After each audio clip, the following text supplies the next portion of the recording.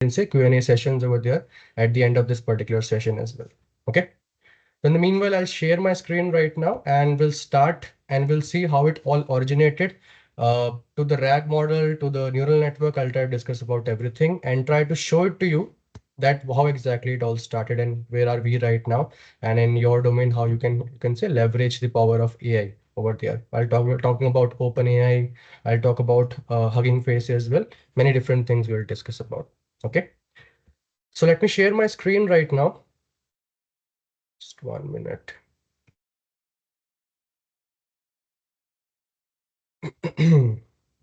Okay. So I hope my screen is visible to all of you. Yes. Okay. Cool.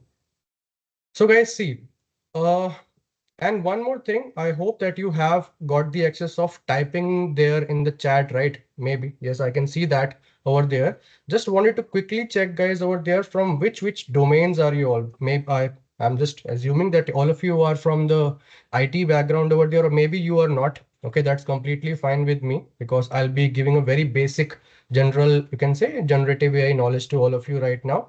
Okay, but I just want to see over there, guys, from which domain you are. Let's say you are a developer, you are an operations person, you're from support. For whatever domain you are from, you can just type it there in the chat for me, if you can, please.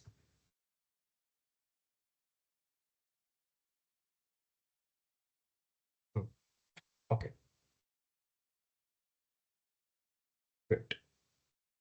Okay, so we have kind of a mixed batch over here, so that's completely fine. Okay, and myself, I'm basically not a developer. Myself, I'm an operations person, guys. Okay, so you can say I'm working on multiple different technologies, mostly in DevOps as well.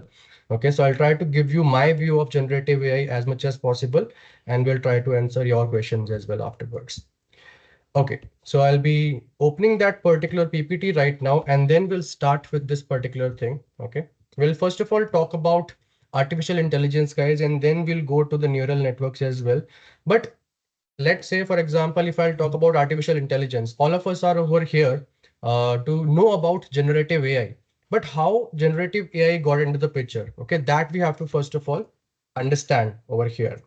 If I talk about artificial intelligence, guys, the first thing that comes up in your minds is, you can say Alexa, maybe, okay, or you can say Tesla self-driving cars, okay, or any other particular, you can say technology, okay, which is trying to mimic the human cognition, okay, the human brain, okay, that is what comes in our mind over there. And that is what artificial intelligence is all about as well. So as per the definition of artificial intelligence, it's a broad term for computer programs that can mimic human cognition to learn from multiple complex, you can say perform complex tasks over there. So artificial intelligence, guys, it's kind of a, you can say it's kind of an umbrella over which under which there are multiple domains over there. In IT, it is also being used nowadays, being used in robotics, it's also being used in production industries, it's also being used. So many different industries, artificial intelligence, it is being used. And why it is called an umbrella, guys? Because right now the generative AI to my domain, okay, in which my domain I am applying on a day-to-day basis, that's basically IT. Okay, but maybe on the other end, another any other domain as well, artificial intelligence is also being applied on. So artificial intelligence is kind of a book in which you have multiple different chapters. Okay, and what are those chapters over there? That is machine learning. Okay, that's where it all started. Machine learning, deep learning. These are the two important things. I'll be bifurcating this particular stuff. Okay, what are these over here? But try to understand, guys, artificial intelligence is the topmost hierarchy over there, which is nothing but a concept through which machines try to mimic the human brain. Okay, or if I'll say it on the initial level, if I'll talk about machine learning, they try to fetch or do the task over there by gaining the information from the data it receives. Okay, I'll break that down, what exactly it means. So let's say intelligence over here. So it's broken down into these two parts mainly over there. Now, in the earlier days, guys, over there, when it was introduced, okay, it is all about automation, right? And it is all about not the programming. It's about how it is taking the, you can say, insights from the data and doing the task for us, or predicting something. You can say any kind of application it is, like the stock market. It has to go ahead and predict that particular stock market. You can say exchange, what exactly, how the stock will go up, or what stocks will go down today. By seeking the previous knowledge it already has over there, that's called training. Okay, that I'll discuss about in machine learning. So now how it got evolved, guys, over there. If I'll talk about machine learning, first of all, right, let's go before that. Okay. I'll go one step before that. Before machine learning came into the picture, as per the name suggests as well, what is machine learning, guys? A machine, how it learns the particular thing. Okay, how it learns how to do a particular task. Like our brain is also doing the same thing, right? Our brain is also a machine. So whenever I see multiple things on a multiple basis, you can say again and again, so it hardwires that particular information. The same thing happens in machine learning as well, but there is a little bit difference between both of these concepts. I'll talk about that. In the early days, guys, over there, before machine learning was into the picture. Okay, before machine learning, artificial intelligence was there. Okay, in 1950s I'm talking about over there, when symbolic AI was there. Okay, symbolic AI, you can say computer programs were written. For example, let's say if I see an animal, okay, with whiskers. Okay, so I am saying to my let's say I'm writing a program, okay, computer program over there. So if I'm seeing an animal with four legs, okay, an animal with four legs over here. Let me just do one thing. Just put it like this. Animal with four legs. Okay. And it also has whiskers. So what kind of animal it will be? It can be a cat. Okay. I'm saying it to my program. And then whenever someone will be providing any information regarding it, right? My computer program will try to go ahead and give me the response accordingly as per the program that I have written. Okay. In whatever language. And let's say over here, I'm writing more code over there. Animal with four legs. Okay. But with also having whiskers and also can bark. Now it is a dog over there. But these kind of approaches before, guys, over there, when we were using the computer programs over there, right? At that time it was fine. Okay, it was able to give us responses and everything for a less number of data. 1950s, 60s over there. But nowadays, guys, over there we have so much huge amount of data coming in, so I cannot write the complete codes for each and every kind of, you can say, scenarios over there. Okay, for my information or my data that is coming in. For that I have to, or scientists have to seek, or researchers have to seek some particular, you can say, method over there, so that they can learn from the data itself. Okay, learn from the data. And nowadays, guys, petabytes and exabytes of data are coming in over there at a regular basis over there in our particular industry. So it is very necessary over there, or the scientists have created some statistical mathematical calculations. Okay, that is, we call it as machine learning algorithms, guys.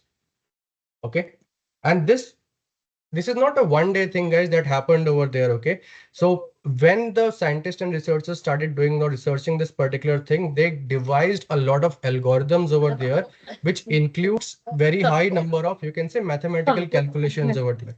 Guys, mute yourself if you're not talking. Okay. Okay. Okay, so over here, so they devised a lot of mm,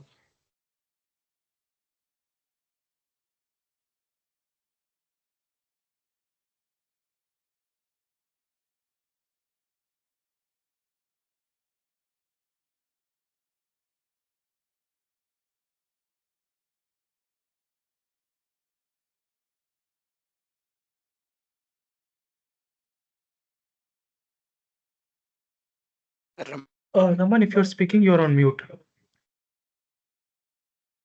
okay, wait. Mm, okay, okay. I'm really sorry, guys. Okay, from the beginning I was on mute, or right now it got muted. Just Yes, now. Naman, it's working. We can hear you. Okay, okay. Okay, guys, so I was discussing about this. Okay, let me just do it again. Sorry, I don't know how it got muted. Let me just do one thing. Let me share it again. Okay, so I was discussing this particular thing, guys, over there. Okay, that in the initial days when the machine learning was not available right over there, I'm talking about 1950s over there. Okay, in that scenarios, we have to write computer programs for it. But to write a computer program for, you can say, a large number of data over there for each and everything, for each and every scenario, it is not possible, right? Then scientists, what they did, okay, the researchers, scientists, okay, all the researchers over there, they used statistics over there, okay, for creating the machine learning algorithms. Okay, machine learning algorithms over there. There were many machine learning algorithms that we use over there, guys. Okay, like linear regression. Okay, linear regression, logistic regression. Okay, these are mathematical equations, and there are many more as well, guys. Okay, okay, KNN is there. Okay, PCA is there, and dense forest. These are all machine learning algorithms, guys, over there, and these are mathematical equations basically. Okay, in statistics we do kind of sampling right over there. Okay, with the help of sampling, with the help of very small data, I'm able to get the result or prediction for a very large number of data. So scientists devised a particular method for this particular thing, in which with the help of mathematical equations, they were able to successfully go ahead and predict something over there, okay, as per the data that is coming in. And machine learning now came into the picture over here. In the particular scenario of machine learning, what happened after that? There was a revolution over there in this particular area, in which they used this statistical, you can say, mathematical equations, and they created softwares with the help of it. That is called machine learning algorithms that we call them today. Okay, whatever, if you're using any kind of library right over there, for example, if you use any kind of uh, machine learning model over there for to predict something, to classify something, so what do we do over there, guys? So we provide these particular machine learning algorithms. These are nothing but softwares over there which knows the statistical equations very well inside. You as a data scientist, guys, you don't have to do anything. These machine learning algorithms will try to go ahead and, you can say, predict or classify something for you. You just have to provide that data to that particular, you can say, algorithm, or you can say the particular software that is right now running to process something. Okay, and that's where machine learning was introduced over there, in which we were using the traditional machine learning models over here. These were nothing but what? These were nothing but the statistical mathematical equations that the scientists were, you can say, from decades and decades, they were working on this particular thing. Now they were able to get the particular predictions and classifications really well after they provide the data or train their particular model, and they test it on the new data over there, and they're able to get responses. These are also called traditional machine learning models over there, which I have discussed right now. Now, after this, guys, over there, okay, after machine learning was introduced over there, okay, the adoption of machine learning techniques that I discussed right now, after it, the deep learning came into the picture. Okay, and deep learning is the same way, guys. In the machine learning, what we do, okay, there is a scikit-learn library, guys, that we use to go ahead and, you can say, go ahead and predict or classify something. Okay, but after this, we went one step really further over there, and this research on this deep learning was, guys, started across 1950s or 60s only, but in 1970s and 60s as well, when it was introduced over there. Okay, for, let's say, they created softwares for this deep learning neural networks over there, and it was so powerful, guys. And in the neural network, what happens, there is no mathematical equations going on at the back end. Okay, not as such statistical equations that are going on at the back end on the softwares. It is not like that. It absolutely mimics the human brain. Okay, for example, I'll show you one diagram, guys, and whenever you see right now any kind of AI tool over there, right, I bet 98% or 95% of the time there is a neural network or a deep learning neural network going on at the back end of it. Okay, now what's the most important thing about this neural network over there? Okay, I'll go a little bit further right now, and this is the hierarchy, guys, over there. Artificial intelligence is a discipline, machine learning is a part over there, and deep learning is a sub part of machine learning over there. Okay, this neural networks that I'm right now trying to tell right over there, this is also a machine learning algorithm only. Okay, neural network. Deep learning consists of neural networks. Okay, deep learning consists of neural networks, and machine learning, the traditional way of doing it, consists of the statistical models over there that we use, these ones over here. Just keep this in mind, guys, over there, whenever you try to go ahead and learn further about it. Okay, now after this, and what's the use of it, guys, over there? As I'm telling you, deep learning, this is a particular diagram over there. Let me do one thing. Let me put the slide like this. So this is the general diagram of a deep learning neural network over there. Now in our brains, guys, how do we activate, how we memorize something? Okay. Whenever I'm thinking of anything right now, okay, how my brain is activating those particular, you can say, is activating those particular ideas for me to tell it to you right now. Okay. Those are patterns it creates over there in my mind. We have neurons in our mind, right? The same way this deep, so scientists and researchers thought of this particular thing, why not to create a particular technology over there which completely mimics the human brain without using any kind of statistical, you can say, mathematical equations over there. Why not to mimic the human brain itself? Okay, though the study is still going on over there, but it drastically changed my particular predictions after this, guys, over there. So when deep learning was introduced, when neural networks was introduced, they drastically changed this AI revolution over there. And now they don't have to use any kind of statistical equations over there. Now these things were dealing in patterns over there. For example, in our mind as well, what happened? These are called neurons, guys, over there. Okay. And these are nothing but compute nodes over there that we try to put and process some particular data and get some prediction out of it. Okay. For an example, for a short example, I'll take over there, guys. Quickly, I'll take that example. This is some particular data of mine. Okay. I have to predict something over there that if the person survived or not. Okay. So if I'm using a traditional machine learning implementation right over there, so which particular implementation I'll be using? Mostly being used in linear regression and logistic regression over there for predicting something. Okay. So obviously I'll not be demonstrating it right now over here, but keep in mind this particular thing. We can use that over there. So I will do what over there? What's the procedure to train a particular data or a model of mine? I'll take any particular model, let's say linear regression or logistic regression, whatever model I'll take over there. And I will take my data and train my particular model on top of it. Okay. For example, if this is the situation over there, if it's a male age 22, okay, and the ticket is this, then he will not survive over there. If it's a female, then the age 38, then she will survive over there. So I will be training my particular data first of all. Okay. I'll be training my particular data with the help of a machine learning algorithm. Then after that particular model has been trained, okay, any particular model has been trained, I will test the new data on top of it and get some predictions over there for me. Okay. Any kind of new predictions over there. And that's how, guys, it revolutionized over there, this particular thing. Okay. Our scientists and researchers, whatever they have worked on there till now. Now, what changed in neural network, guys, over here? Now, if I'm training my particular model, okay, any particular traditional way I'm doing that particular thing, I have to go ahead and these are called input variables, guys. Okay. These are called, I have to find out that the person survived or not. This will be my output variable, right? This is my input variable over here that I want to see that how many will be able to survive or not. These are input variables for my particular data. This is the output variable that I want to go ahead and find out in the new data. This is my training data right now. So what I'll do, I'll give all this data to my neural network, okay, on these particular X nodes over there of mine. These are called neurons. Okay. And let's say I'm seeing a cat and I'm seeing a dog. Okay. So in our brain as well, some part of neurons gets activated when I see a dog. Other set of neurons gets activated when I see a cat over there. The same way the pattern recognition will go up over here as well in a neural network. When I'll provide this particular, you can say Excel file to my particular, you can say data to my particular neural network. So this is called a hidden layer. These are called neurons where we enter the data, and these are called the output variable.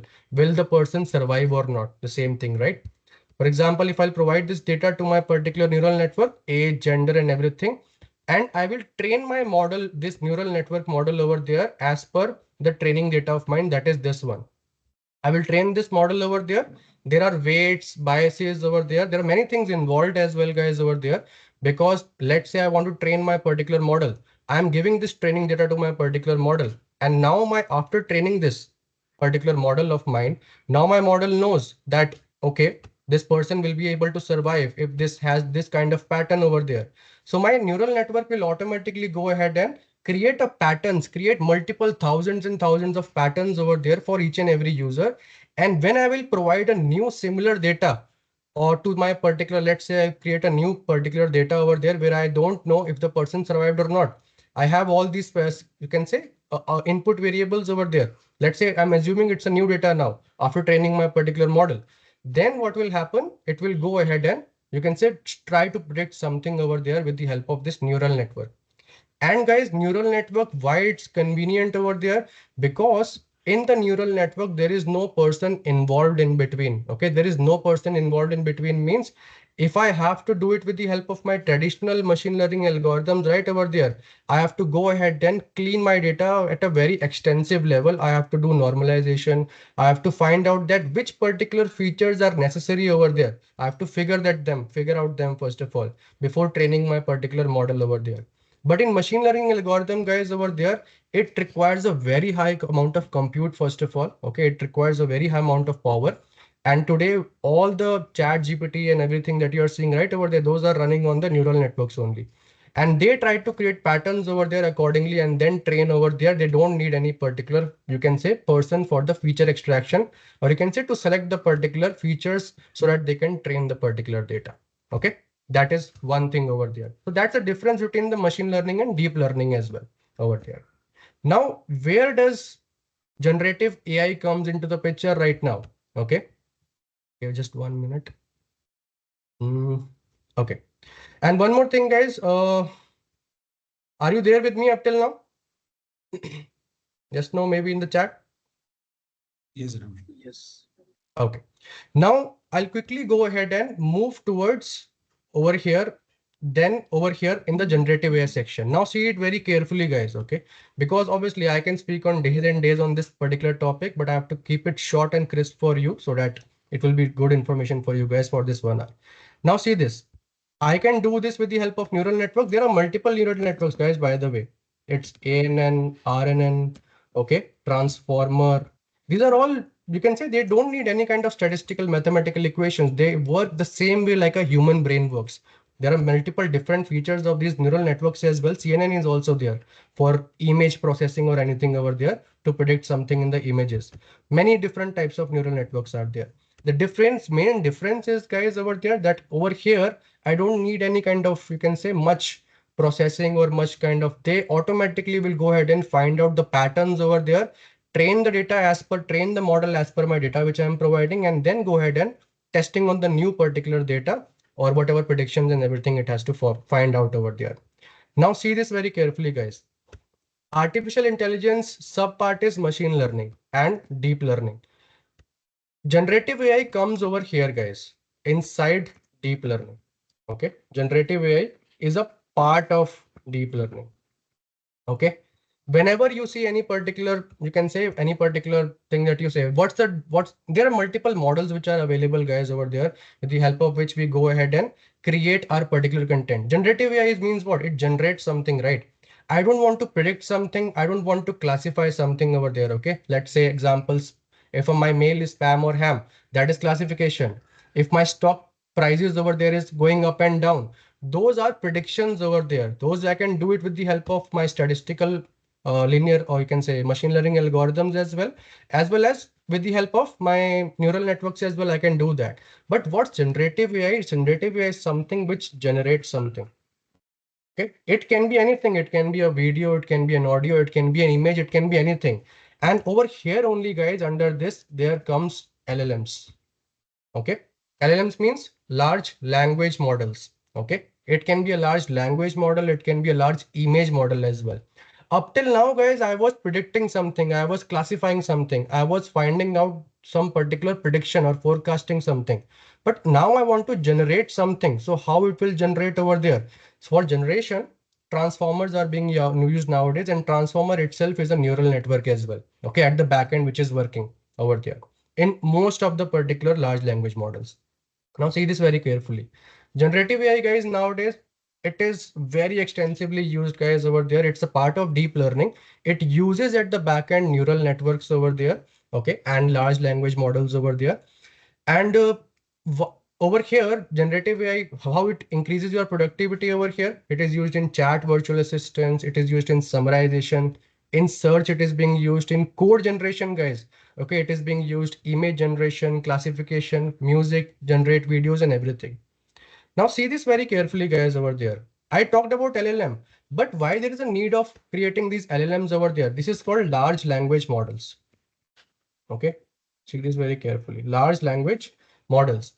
Now, there are multiple companies which has come up, guys, over there, which are really very investing over there in this particular thing, so that people can generate their particular data. It can be an image, it can be a video, it can be code, it can be anything over there.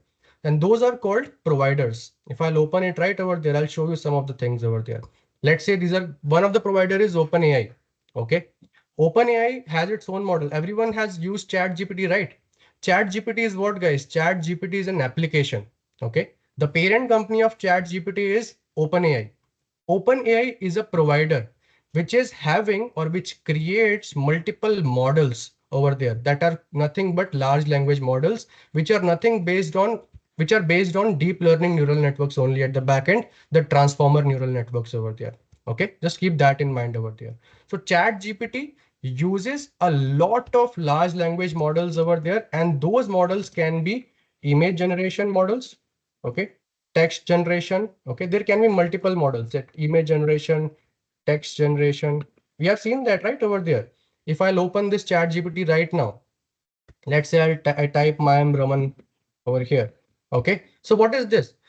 And guys, the neural network, when it is trained, right? Let's say this particular neural network is being trained over there at the back end by the OpenAI itself. So they are being trained on a very high amount of data, guys, over there, because of that only I'm able to get the responses of whatever prompts I'm giving over here.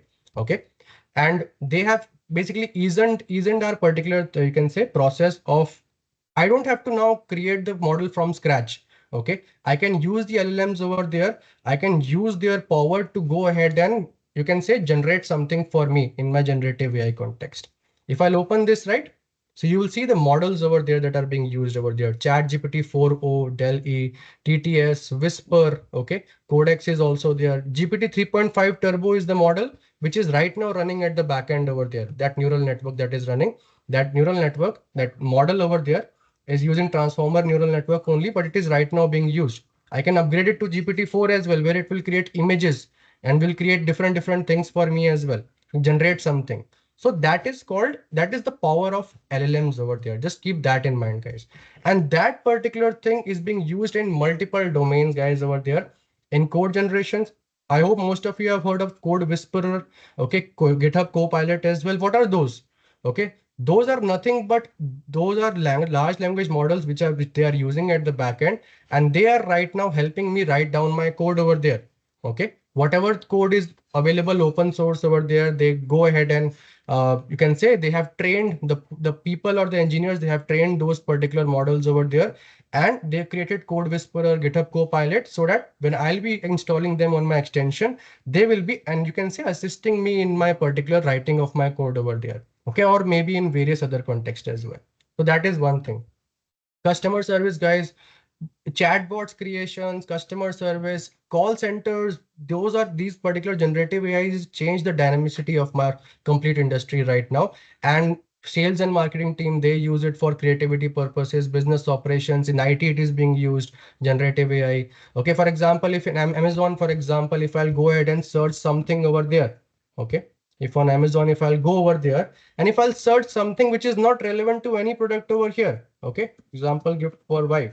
Okay, that is not a product right over there, but it is still showing me these particular responses over there. How it is possible? It is possible because of generative AI only. It is called semantic search basically at the backend. Okay, I'll discuss about that as well in a quick time over here. Okay, so I hope, guys, you got a little bit understanding of what exactly are the uses over there of generative AI. Okay. Now, code assistance, GitHub Copilot, it is being used. Okay, there are multiple others as well, Code Whisperer as well. There are many others as well, like GPT-3, GPT-4o. Many other models are there which are helping us to generate our content over there for medical image analysis, creativity and art.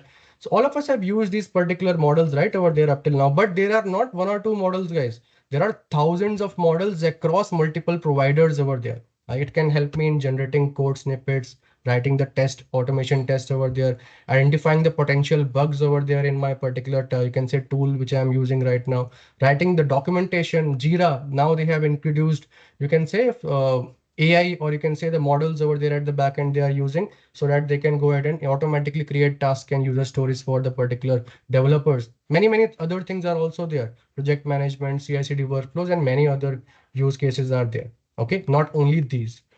Now I'll go ahead and if I'll go back right now, okay, and I'll quickly go ahead and uh, I talked about neural network, right? Okay, over there, I'll talk about neural network over there. Now, if I'll go with the back on the OpenAI, this is the provider, guys. OpenAI is the provider. Sorry, not this one over here. OpenAI, I'm on, right? OpenAI website. So these are the models over there which are being used. These are called large language models, which deals with language. We have large image models as well, which deals with images as well. Okay, there are many others models as well. Whisper is one model, DALL-E is one model. Many other models are also there. Now, how I can implement this over there in my particular codes as well. Okay, if you go onto the OpenAI website, if you go onto any particular model or let's say quick starter overview over there, it gives the API instructions as well that how you can go ahead and collaborate in your code as well. All these models to generate the content for you. Okay, that is one thing I wanted to show it to you over here right now. And likewise over here, there are many others as well. Okay, providers I'm saying. OpenAI is not a free API, guys, over there. If you want to use it on the API, I'm not talking about ChatGPT. I'm talking about when you want to include it in your code at the code level, then it's not free. You have it's a $20 subscription that you have to take over there. And likewise, there are other providers as well, like Hugging Face, okay, like Gemini. There are multiple providers over there. Google Gemini is also one of the provider over there for the large language models. And they have created for these all use cases over there for image to text generation, visual generation, okay, video text to text generation. For all these use cases, they have created these large language models over there. And all these large language models, guys, at the backend are using which kind of machine learning algorithm? They're using neural networks over there. And if I'll be specific to that particular neural network, that is transformer based model over there. So just keep that in mind over there for all of you. Any kind of task, guys, whether it is natural language processing task, anything. So it's the responsibility of that model at the back end. You can see multiple hundreds of models are there. And when these large language models are being used, right, you don't have to, as a company, you don't have to go ahead and you can say, go ahead and create your model from scratch. You can use these models and there is something called fine tuning. Okay. Fine tuning means if I'll go back to the neural network right over there, see this. There is something called fine tuning as well. For example, let's say this is a chat GPT or any other large language model I'm using. So we can also fine tune that particular model as well over there to change the weights on top of it. Okay. Let's say, for example, what is weights, guys? Actually, it's the mathematics a little bit at the back end that goes on. Whenever we try to train a particular neural network, right, we implement the weights on each and every neuron over there in the hidden layers. Okay. We use TensorFlow, PyTorch, or any other uh, okay, so over here, we basically go ahead and provide the weights over there to all the neurons over there, and we can fine tune the model as well so that it can respond in a different way as well. We can do that, but it's very hard, guys, over there to create the model completely from scratch, first of all, and then go ahead and fine tune the model. Instead of that, what these providers have done, like Hugging Face, OpenAI, and Gemini or GCP or Azure, or what they have done over there, they have provided us the large language models for hundreds of use cases of ours, okay, as the context of generative AI. And we can use those particular models either for free, okay, or for paid ones. Chat OpenAI is definitely a better choice over there because it's providing a little bit more effectiveness as per me. So you can use any kind of scenario over there and you can use that particular model accordingly over there. And these all particular providers, guys, has a different set of, you can say, a way of implementation in the code. Okay, there are different syntaxes for each and every one of them. And that's where, guys, over there you can see Gemini is also one of them. Okay, in Gemini also, you will Google Gemini, you also have some models over there, okay, like Gemini Flash, okay, Pro, Ultra, and these are nothing but different types of use cases. They are being created this, but they have created these particular models so that you as an end user in your company, you don't have to create a model from scratch. Okay, then you fine tune these models, use RAG methodology or do whatever, and you will be able to go ahead and you can say for your use cases, you will be able to go ahead and do the particular thing, whatever you want to do. You want to implement into your code, you want to create some images, you want to create text, whatever. There are multiple different domains which are available, and they have also given APIs and how to implement it in your code as well. But see this guys over there are different providers, right, to use the models over there, and there are multiple different models in each and every provider as well. Keep that in mind as well. Okay, but don't you think we need a particular way in which I can combine all these particular things? Or is there any particular way in which I can go ahead and you can say use this different providers over there? I want to use any model from anywhere, but I don't want to learn the implementation of each one of them. Okay. Then we have something which is called LangChain. Okay. LangChain is nothing but guys, this is called a LangChain over there. Okay. LangChain is a tool, and LangChain over there, which does what guys? LangChain is goes ahead and creates an abstraction for you. How do I explain the abstraction? Abstraction means, let's say you want to use in your own architecture, you want to go ahead and generate text as well. In your architecture, whatever use case you have over there, you want to generate text, you want to generate, let's say, image generation as well. You want to do some other thing as well, let's say text classification as well, whatever use case you have over there. So but the model that you're using over there, you want to use for this use case, you want to use Hugging Face. Okay, Hugging Face provider over there. For image generation, you want to use DALL-E model of, let's say, OpenAI. Okay. For text classification, you want to use, let's say, Gemini model over there. In the same code, you want to do that from a same platform.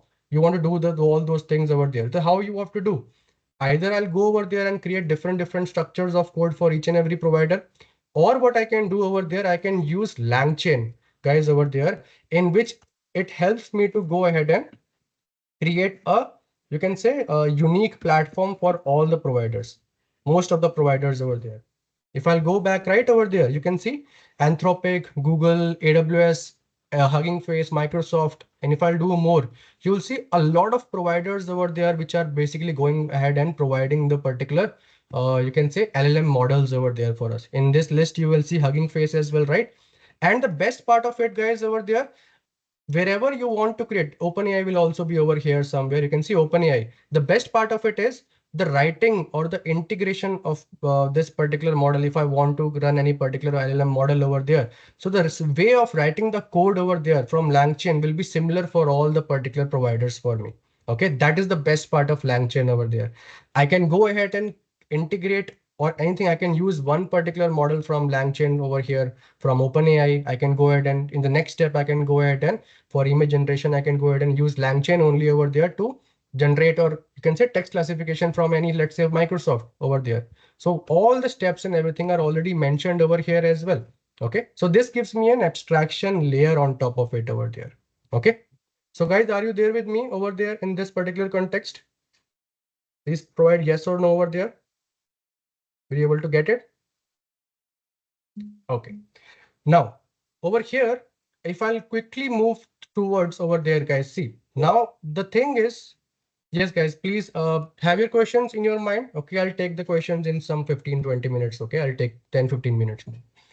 Now, over here, we have did this, right? LangChain provides me, and guys, I have used this particular thing, guys, over there. I've used this particular tool. It's really very well, and it allows me to integrate multiple different models from multiple different providers, whether it is on any particular platform. Now, in LangChain, I can do multiple other things as well. Okay, I can use document loaders, I can use agents and everything as well. One thing I want to discuss about that is a RAG model as well. Okay, I don't know how many of you have heard of it over there or not.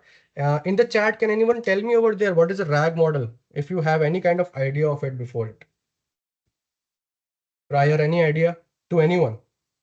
What's RAG? What's the full form of RAG? Even.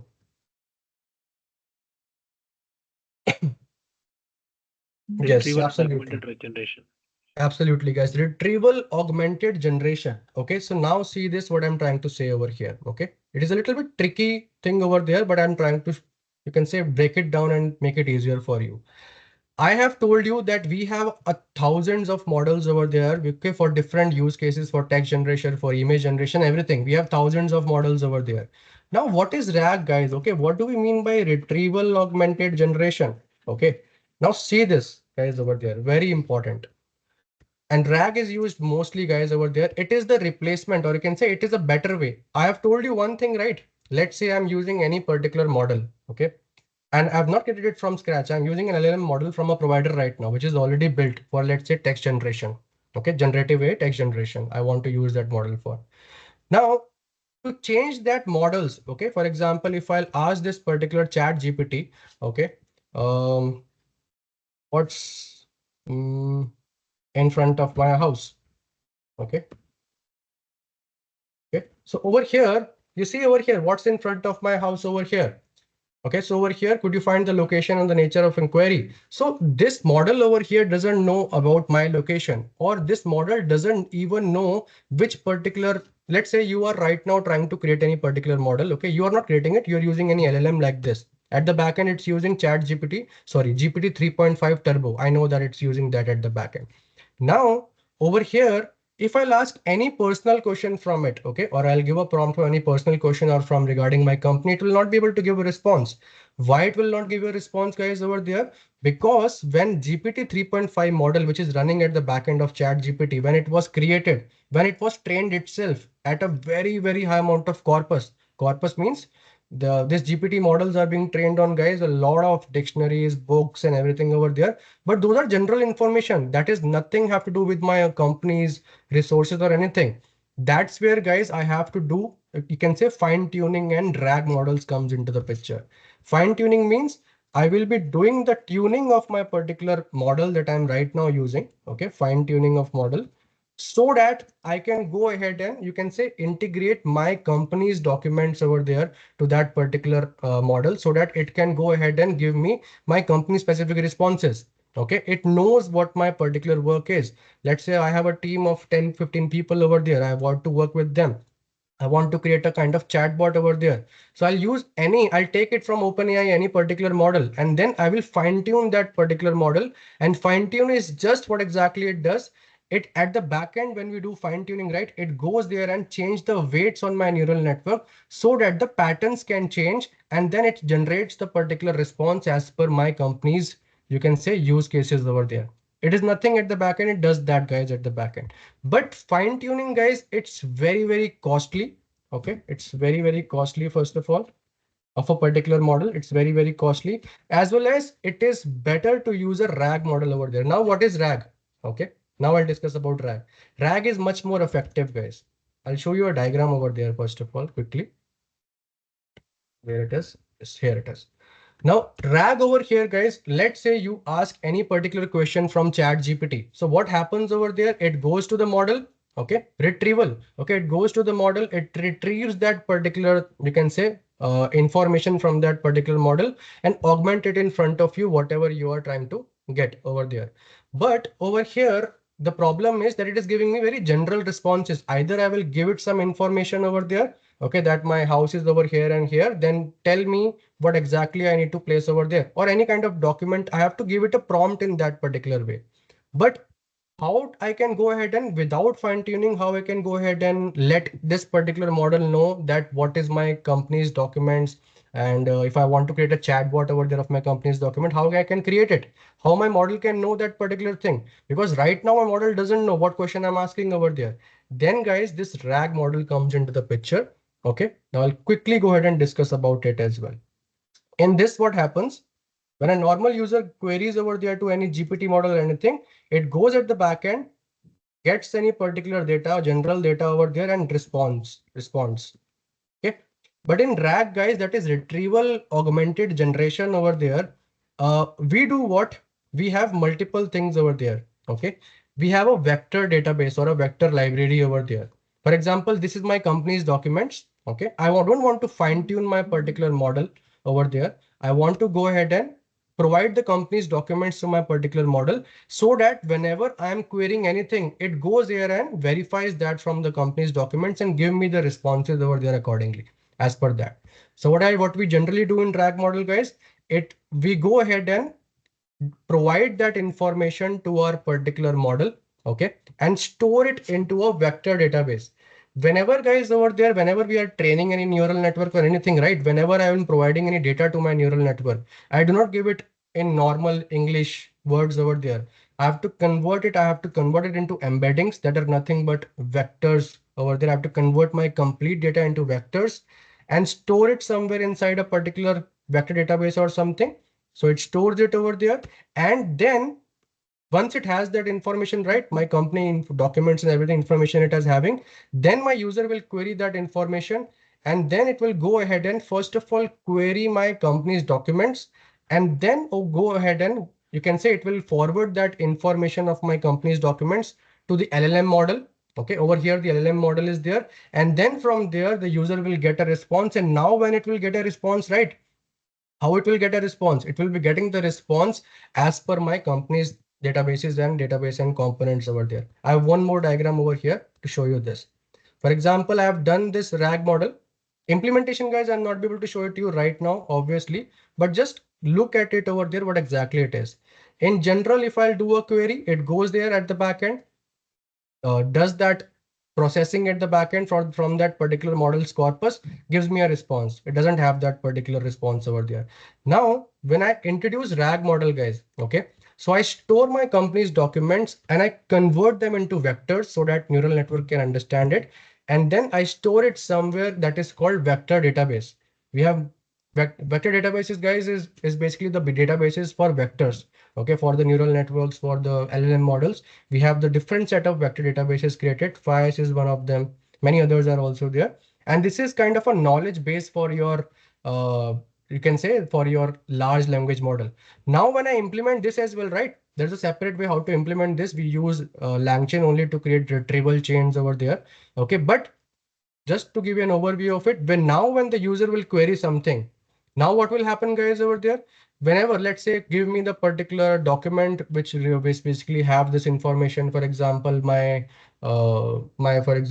previous year's profits. So it will go ahead and first of all, it will go there and do a search in your vector database in your documents. It will go ahead and search it in the vector database, and to most similar documents, whatever documents it will find, it will forward that particular documents to the LLM model, to the GPT 3.5 or whatever. And then GPT 3.5 will take that particular document as a prompt and then give you responses accordingly as per your, you can say, company perspective or whatever you want to do over there. So keep that in mind, guys, over there. RAG model is nothing to implement or to have a knowledge base over there for you as per your own perspective. And in this particular model, we don't have to do fine tuning of the large language model itself, because fine tuning will basically go ahead and it is not financially viable as well in this particular case, as well as it will basically involve a lot of cost as well. So it is better if I'll have some external database over there that's called vector database, in which I will store my all documents of my company, and then it will go there and augment that particular, it will retrieve those particular documents from there, my LLM, and then use that as a prompt to give me an answer of my query. And now my particular query will be as per my company perspective documents queries over there. So keep that particular thing in mind, guys. Okay. Now over here, that is fine over here. And if I'll go down a little bit more over here, okay, see this. Now I talked about, let's give a revisit, revision of all the things over there. Okay, I told you first of all what is traditional methods, how it is different from a neural network. And nowadays, whatever large language models that you're using, whether you're using any provider, guys, okay, you can using OpenAI, Hugging Face, Gemini, Google Gemini, you're using anyone over there. Those particular models over there are being created by the providers, and you have to just use them to further, you can say, either fine tune you as per your company perspective or use the RAG model. And we create the RAG models by using LangChain only over there, guys. But to make your life easier, guys, AWS, Azure, GCP have also come into the market right now. Okay. I hope everyone is aware of the managed services over there. Okay. Managed services means, let's say for EKS, or we have heard about EKS, right? Managed services, what are them over there? For example, if I'll go there and go to my this AWS page. No, where is my AWS? Okay, see this over here. Yeah, Amazon Bedrock. Now see this, guys, over there. For example, everyone, maybe or some of you have heard about Kubernetes or any other particular service, you can say services or tools over there. So Kubernetes is also available over here on Amazon. Okay, Elastic Kubernetes service.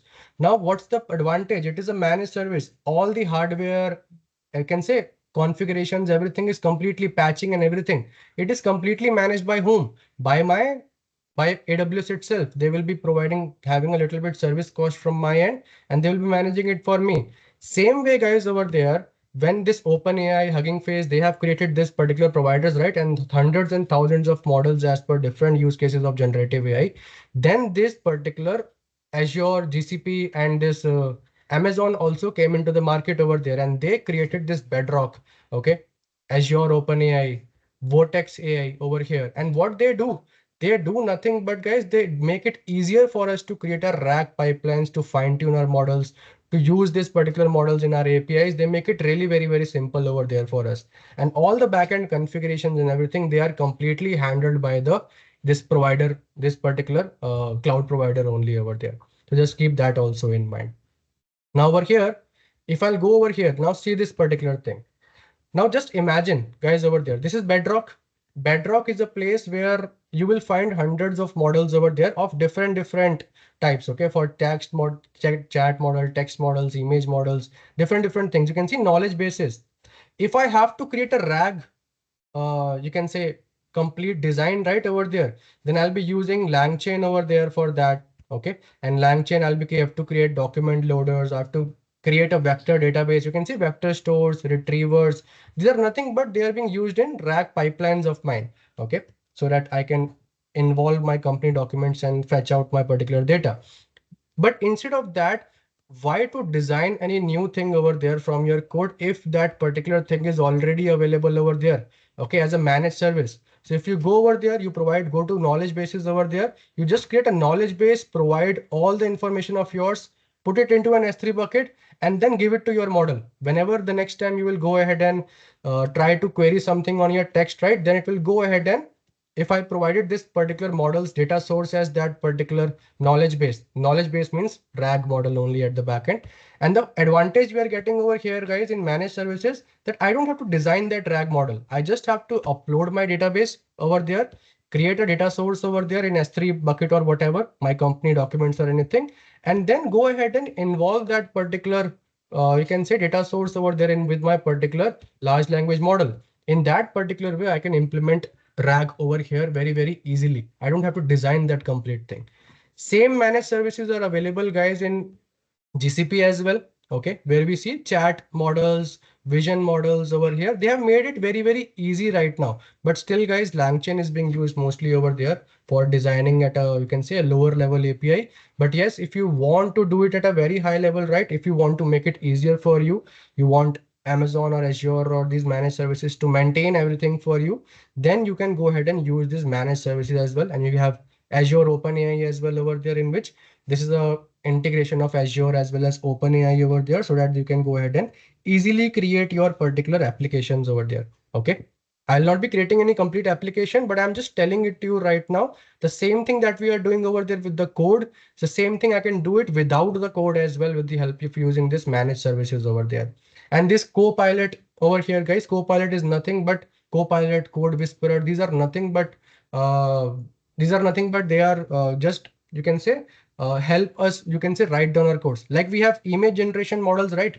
Large language models, we have image generation models, we have large language models, we have language generation models over there. So in the same way, we have different models for different particular concepts over there. Like Codex is one particular model which is being used at the back end of this Copilot over there.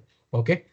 Amazon Code Whisperer, that actually uses another particular model over there at the back end to let you write down your code very easily. Okay, there are many other platforms as well, but Code Whisperer and Copilot are the mostly used ones over there that I'm telling you. Okay, and they help you write down your code over there. Okay, whenever you are writing your code, they will give you suggestions and all the things over there. And Copilot can also show you or give you more particular, okay, additional features as well over there. Okay, so that is one particular thing I wanted to tell you. And let's say, for example, if I'll go and search for any particular model, you can see.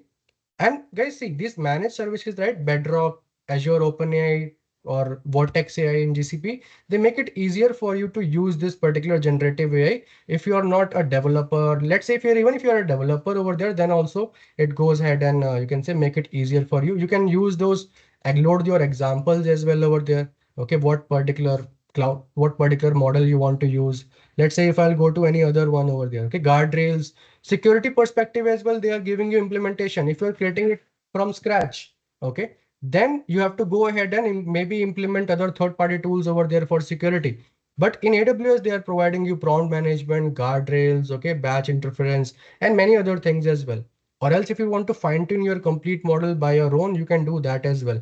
Okay, over there are no issues in that. You can go to base models and then go ahead and fine tune your own model as well. But fine tuning, guys, takes a lot of compute as well as financial, you can say cost as well. And you can see examples and overview. You can also involve these in the APIs of yours as well by going over there and let's say I'll select a model over there, text generation or image generation model.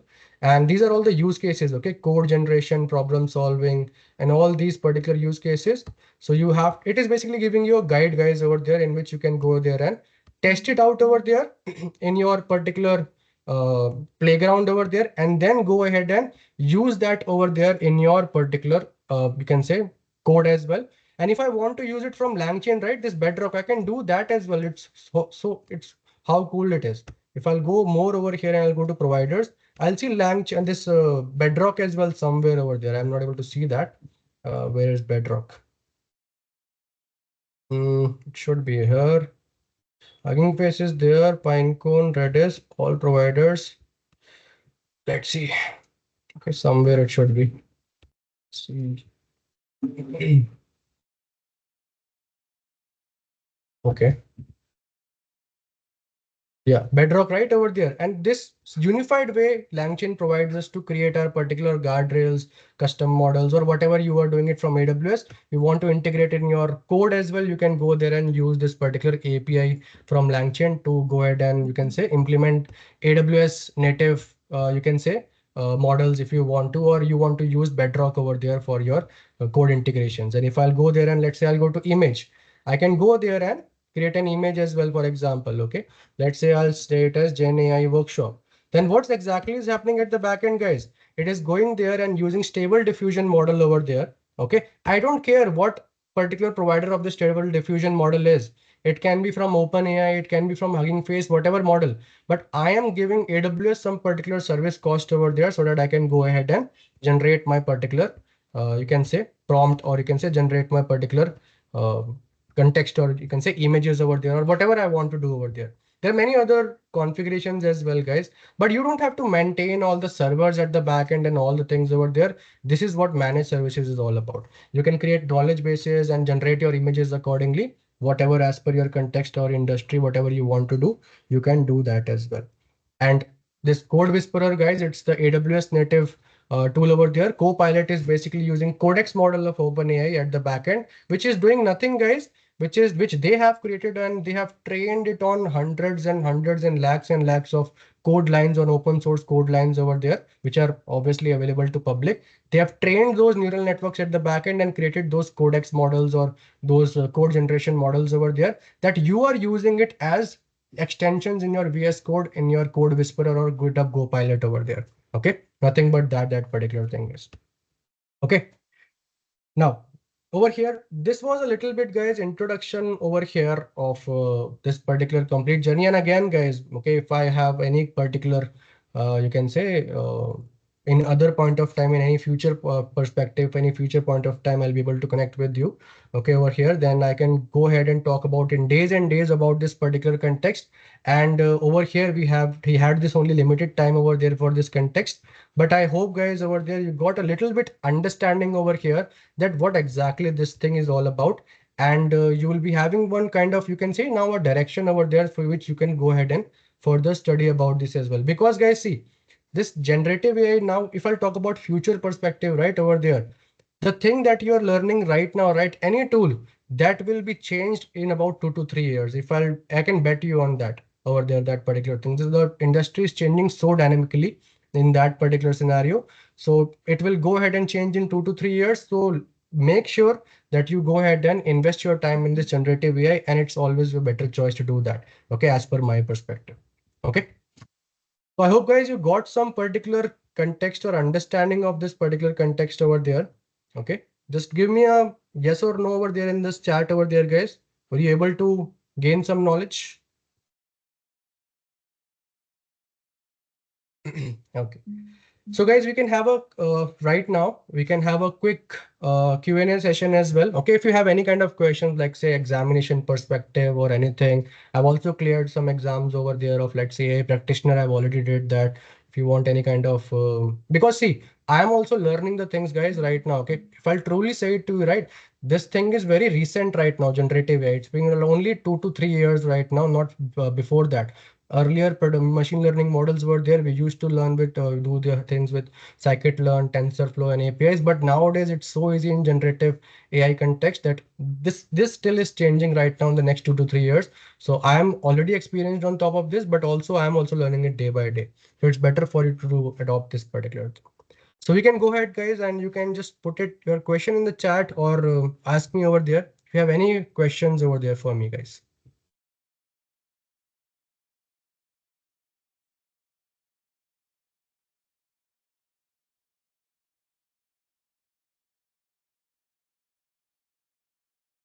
Any questions, guys, over there from you, from your end? You in our session, whatever I have discussed, in any of the things or anything. Which exam is good to take?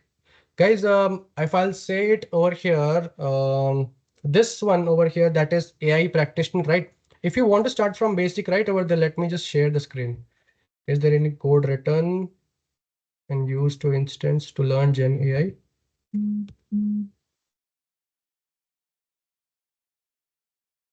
Okay. Yes, guys, over there. Let me just share my screen. Okay, because obviously I'll not be able to go ahead and go very deep inside it. But yes, if you want to go for an exam, right? I've recently cleared one exam over there, guys. If I'll try to say it to you honestly, that is AWS. If you want to start with it, right? I have also specialty exams as well. I've also cleared that. But if you want to start it over there with it, right?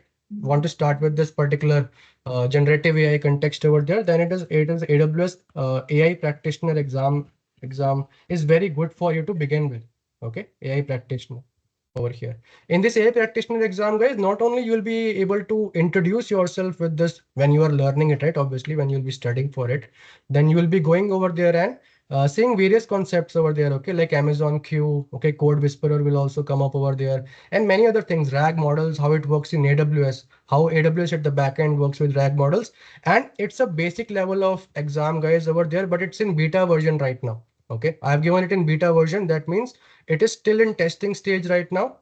Obviously, it's a very new technology right now over here. AWS has introduced this exam at a basic level, at a foundational level. So you can go ahead and opt for this exam as well. Also, guys, in AWS and Azure, there are various free courses which are available as well. Okay, you can also go ahead and search them as well if you want. But if you are asking me that particular question, I can go ahead and recommend this because I have mostly worked with AWS, right? So I can go ahead and can say recommend this exam. Second thing, I have a GitHub public repository, guys, of mine. Okay. In this, you can go ahead and search for, I don't know if I made that public or not up till now, but over here you will find multiple OpenAI API, you can say tutorials and everything over there. So I've mentioned it over there so that you can go ahead and try to see those particular codes as instances of yours. I think that one question that someone asked over there from me.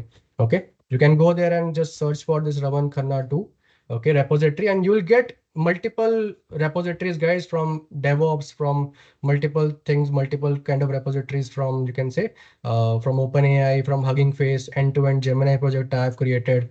Okay, for CNN, multiple are there. I have made them public for all of you guys. Okay, I don't want to make anything private. So you can go ahead and read that as well. If it is fine, I can give it in the chat as well to all of you. Okay, let me just give it that over there. Okay, and examination was AI practitioner, guys. Okay, I will recommend that exam. It's a very good exam to, I have learned a lot in that exam. Okay, I will just recommend you that as well. Okay, in Azure, in GCP also, they provide various courses as well. And what are the other questions? Why do large language models? Okay.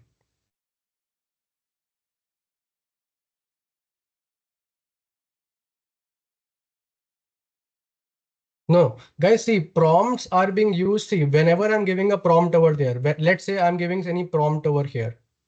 Okay. Okay. What is Redis or what is anything? Guys, see, they are not any kind of thing that they are creating it on their own. Okay. They are using the corpus which they have been trained on. Okay. The weights and everything they have been trained on over there, the books, the things that they are right now being trained on. Let's say this GPT 3.5 model over there.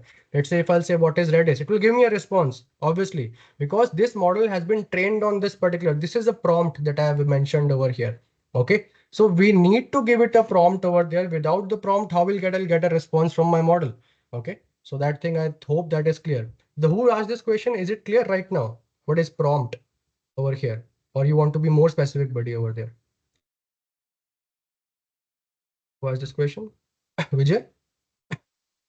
Already Yes, trained on clear. external. Okay, so guys, in this particular context, prompts are nothing but we give them our particular prompts, or you can say some particular, we give them some particular hints to our model. Okay, because see, model is nothing, it doesn't go there and searches for the exact information. It goes over there, finds out some relevant information accordingly, it tries to create or generate some text on its own and gives it in front of you. It can take all the context, important context from multiple areas, or if you give a very specific prompt over there to it, right? So prompt engineering is also, guys, it's a very, very important thing for a developer or for a particular person, because if you don't know, right, how to give it a prompt, then it will not give you a response. Let's say if I'll give it right now, what is Redis? Or let's say what is Puppet? If I'll give it what is Puppet? I hope Puppet, you all know of it. What is Puppet? So right now it is giving which Puppet? It is giving Puppet, which is a tool in IT. Okay, because it is having the previous context that Raman may be asking the IT context over here. But what's the other Puppet over there? There's another Puppet as well, right? That we in normal English terms we know. So it doesn't know over there that which Puppet it has to take from the backend corpus. So I have to give it a prompt in a very better way as per IT perspective. Okay, so that it knows where to get that information from, and then it automatically generates the responses as well. Okay, so prompt engineering is also important. There are various techniques as well for that. Okay. Require prompts because Team, before we move forward, right, I'm just pasting a feedback link in the chat.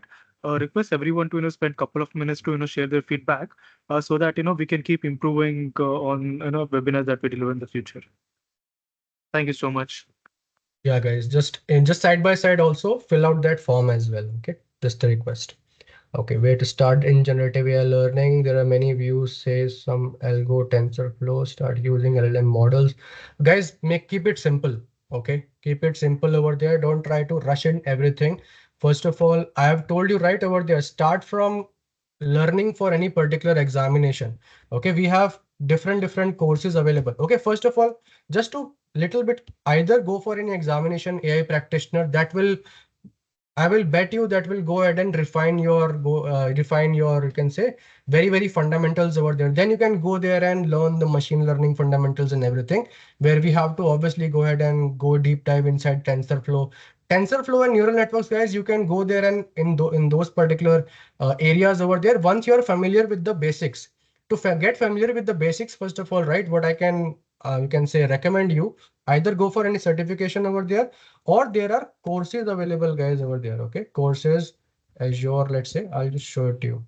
Some certificates courses, Gen AI. Okay, there are various courses which are available that will go ahead and give you an edge on top of your particular knowledge that you already have. Okay, so let's say yes, over here like this. These are the courses which they provided for free. Okay, so why not to take that particular advantage over there, and they will go ahead and give you very high amount of knowledge, guys, over there. And likewise in Gen AI, in your let's say digital batches for AWS. Okay, and likewise you can go ahead and badges, let's say I'll say Gen AI, Google, GCP, for example. Okay, GCP also, you can go ahead and even I've taken some slides from their particular course only over there. Some particular slides I've taken it from there, and they are basically giving you a lot of information, guys, over there. Not over here. They are, I think they have changed the location of those yeah, introduction to generative AI, learning path, and all of that. Okay, they will not be demonstrating each and everything for you, but these are nothing but these are developers, these are engineers who are working at Google over there, and they are right, they're working on those particular technology. They can go ahead and try to make you familiarize with all these particular technologies over there, the Gen AI path and everything. You can go ahead and start from here. And then after that, once you're familiar with Gen AI, right, then go over there to TensorFlow, you can say PyTorch, to how to go ahead and you can say fine tune our particular model as per the API, those things afterwards go over there, not in the initial stage. Else you'll get very, very confused guys over there. Okay. Start from basics. Yes. Great. What is the future context LLM we need to start for? Future context LLM, what do you mean by that, Sonia? Future context LLM. We need to start for Gen AI. Future context LLM. Same thing, guys, over there, Sonia, over here, that we have to start from the basics, either go for any certification. Okay. In certification, guys, you'll have a lot of knowledge over there. Okay. Just start with something in the Gen AI. And guys, see, Gen AI is not deep learning completely. Okay. Deep learning involves a lot of things. Okay. To manage the ANNs, CNNs, RNNs, LSTM, transformer models using TensorFlow, deep neural network right over there. TensorFlow we used, it's a machine learning library over there, which we use to go ahead and manage our neural networks. Okay. Don't jump to that particular part. What I will recommend, guys, don't try to go into the machine learning models. That is good for the fundamental knowledge. Don't try to go over there TensorFlow. If you are a developer, machine learning developer, then it's fine. But try to go ahead and learn about generative AI context first of all. Learn about the services which the Azure, AWS, and GCP offers over there to generate our content. Learn about LangChain. Okay, how we can create our models over there. How I can go ahead and generate some context with already created models over there of mine. And then once you are an expert on that particular part, right? Then go over there and go ahead and manage the neural networks on your own. To create a neural network of your own, guys, you will need a very high amount of compute as well. So in the normal laptops of ours, it's not available as well. So we'll require instances like Trinium kind of instances over there in AWS, so that can go ahead and I can work with TensorFlow or PyTorch to manage my neural network over there. So take this particular path accordingly, guys, and maybe in future, if I'll have some particular chance to, you can say, talk to you more about it, then I will be, can say, more happy to demonstrate you all the things as well. Okay. But for the meanwhile, go ahead and go for the practitioner exam, not go for the exam, just try to study about that. Go for the courses which are freely available over there on all these. Try to, if you're not studying about the courses and documentation, try to surf around over there in Vortex AI, Azure OpenAI, Bedrock, LangChain, and try to see how the things are being integrated and try to generate something over there in the generative AI context. Okay. Any further questions, guys, to anyone?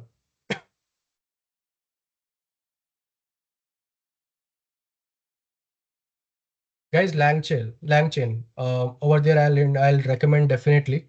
Okay, because I've mostly used that. Okay, I've not much used Llama Index, but yes, definitely LangChain is the best as per me, and definitely I've not got any kind of issues in that particular context up till now. So LangChain is my recommendation. Any other question, guys?